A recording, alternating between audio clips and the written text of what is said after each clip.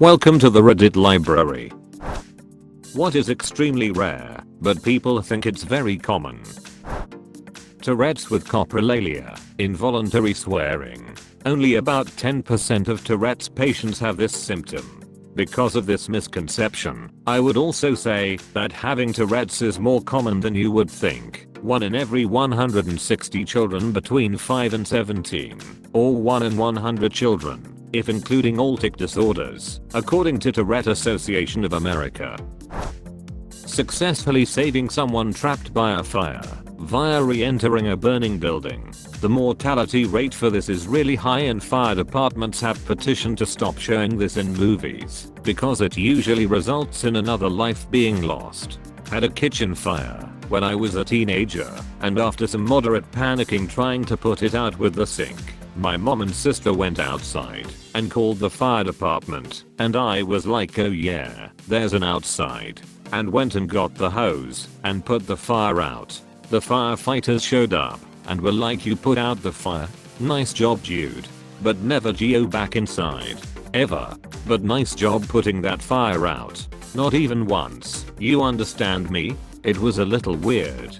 I didn't really know how to feel about it at the time, because it makes sense. Safety being more important than damaged property, but in this particular instance I never felt like I was in danger.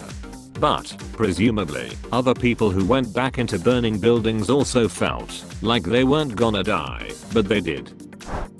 Burglary in the middle of the night. Burglary happens most often during the day, when nobody is home. No burglar wants to break in and try to sneak around your place while you're sleeping. His biggest concern is to evade detection. It makes more sense to work in the daytime. In all likelihood, that noise you heard outside was a car or a coon or your imagination. Go to sleep.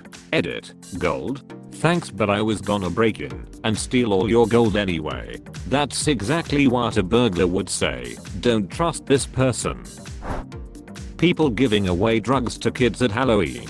Why would they give away product they could sell? My 12-year-old daughter told me that literally none OFTHE kids in her grade will eat from the pizza place right by our house because the people making the pizza put weed in it. I figure 12 is old enough to learn that nobody is giving away weed.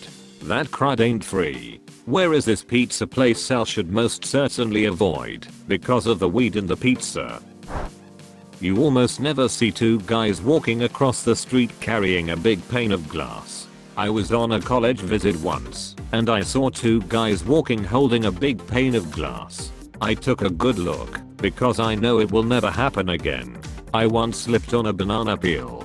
I took a moment to really absorb it, because I couldn't believe it had actually just happened. I had an old roommate try to explain that I couldn't really slip on a banana peel, it would just mush. So he proceeded to demonstrate by stepping on a banana peel and his leg went flying out from under him, causing him to fall in the most hilarious way possible. Explain what you are doing again for the camera. Dropping out of college and becoming a millionaire/billionaire. Most of those people drop out of Harvard, MIT, Oxford, and Cambridge, yet they don't drop out of community college. Survivor's bias, and they don't drop out because they couldn't hack it. They drop out because it's a waste of time for them. Edit. Fork it. It stays. And I'd be willing to bet most of them already had their plans successfully in motion when they dropped out, rather than dropping out without a concrete game plan. Red hair. It only occurs in about 2% of the population. Hello ladies. Ever been with a man covered in burns he got from a cloudy day? Dissociative identity disorder, multiple personalities. What is common, on the other hand, is the mistaken belief that this is synonymous with schizophrenia, as well as most misconceptions about all mental illnesses and disorders. My favorite to point out is the difference between OCD and OCPD to people who constantly talk about how OCD they are because they like their closet organized in a reasonable way. Bipolar and borderline are two commonly mixed up ones. Having mood swings doesn't mean you're bipolar, people. You can be bipolar and have intense mood swings, but that's not a symptom of it.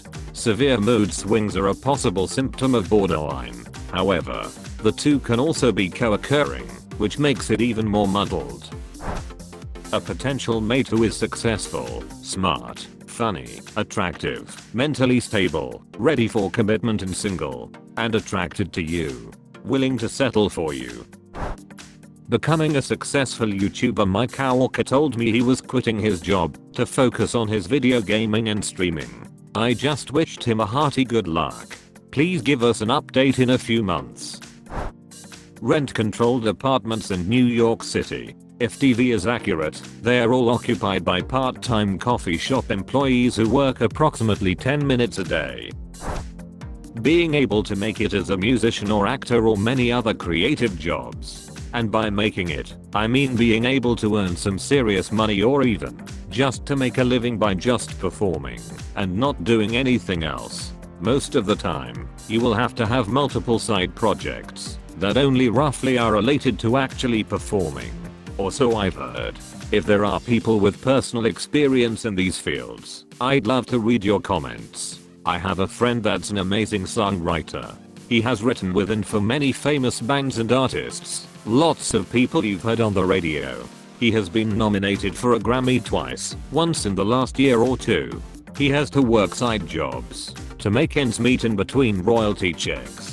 There is just no money in music anymore, unless you are Taylor Swift or Lady Gaga. Even someone like him? That proves my point more than I would have thought. Thanks for sharing. My brother plays with some of the country's best musicians. He lives with my parents. There are only 13 advertising blimps in use around the world, yet it's so common to see them when there's a football game. Edit. For those asking for a source, link for source under use. There's also a blog post by one of the companies that owns a lot of these blimps, Van Wana Airship, that says so. Is there more than one Goodyear blimp? BC, I've seen that thing several times through my life. All throughout the country I believe Goodyear operates too. The Goodyear blimp once almost crashed into our deer camp. We never even found out what it was doing there. The place is 20 miles from even the nearest highway, 50 miles from the nearest major city in Pennsylvania. My grandparents and I were sitting in the kitchen eating lunch, and the whole camp started to shake. We go outside, not knowing what it was, and the goddamn Goodyear blimp is floating 30 feet above the cabin. It hovered there for a good minute, picked up altitude, and went on its way. One of the damnedest things I've ever seen. Successfully resuscitating someone who has drowned. Edit for clarification. Drowned is the key word. I mean died from submersion in water. /u/defog has opened a great discussion with me on this, and this chart is very telling on the different success rates based on drowned vs drowning. Edit. At request, link for source. If your heart stops, there is a 1 in 20 chance you will survive with CPR. A need doubles your chances, but that's only to 1 in 10. 95% of hearts that stop do not restart. The movies tell me all I have to do is scream at them to wake up, and it works. If the BBC has taught me anything, it would be murders in small British villages. My mum watched a show about two gardeners, Rosemary and Thyme, who traveled about gardening and going to flower shows, and there was always a murder they solved. And they'd always know more than the police. Snitch. If two gardeners keep showing up around murders, they're the prime suspects. American here. Rosemary and Thyme was so over the top and ridiculous. When it was on Netflix, my friends and I would have viewing parties. What could be more British than to sassy ladies roaming around the UK, restoring gardens, and solving murders? Epilepsy being fall to the floor, spaz uncontrollably, froth and all that due to flashing lights. Epilepsy is recurring seizures, and there are lots and lots of seizure types, and often they aren't noticeable, even immediately so for the sufferer. Triggers for these seizures are more likely to be hyperventilation, stress, alcohol, or sleep deprivation, or stuff like that, than strobe lights. Epilepsy is also pretty common, and it's likely you go to school or work with someone who has it, in a reverse of the title. Ironically for this post though, the kind of epilepsy I have does have the stereotype. Go figure. My dad has severe epilepsy and I've seen him have seizures once. We were at the movies, got out of the movie and the sudden brightness of daylight overloaded his senses and was too much. He froze in place with a 1,000-yard stare on his face and dropped his expensive camera. We were on vacation and I knew what was happening. I sat him down on a bench and in a few minutes he was okay, but tired and confused. Pleading insanity to escape punishment for a crime. There was even a pretty so-so movie about it a while ago. In reality, it is very rare that insanity is used as a criminal defense strategy. Fewer than 1% of criminal cases in the US involve the insanity defense. Here's a PDF source for your perusal if you're not the type to trust some guy on the internet. Even then, it is only successful in 1 out of 4 attempts, and that involves convincing a psychiatrist that you're insane. So don't hang your hat on it if you're thinking about killing someone. Also, pleasing insanity doesn't get you off scot-free. It means you get placed in a psychiatric facility for an indefinite amount of time until your doctors are satisfied that you are able to manage your condition without harming yourself or others. For many people, that could mean they never get out. For others, it means only a couple of years of therapy and finding the right medication. And most are released under conditions such as remaining in outpatient care, living with a caregiver, etc. Yes, it's supposed to be scot-free. Meteorologists getting the forecast wrong. People only notice when it happens and ignore the other dozens of days that are right on or at least very close. Having green eyes. Only 1 to 2% of humans on Earth have green eyes. Been in Turkey many years ago. Never seen so many people with black as a night hair and green emerald eyes. Cow tipping. Everyone knows some kid who claims to have gone out into the countryside and pushed a cow over for a laugh. Know how many people have actually tipped a cow? None. It's a bloody great big beast, and it isn't going to let you shunt it. With the amount of cow tipping stories that exist, you'd think there'd be more video evidence of it occurring, but it's just a lie city kids tell their mates.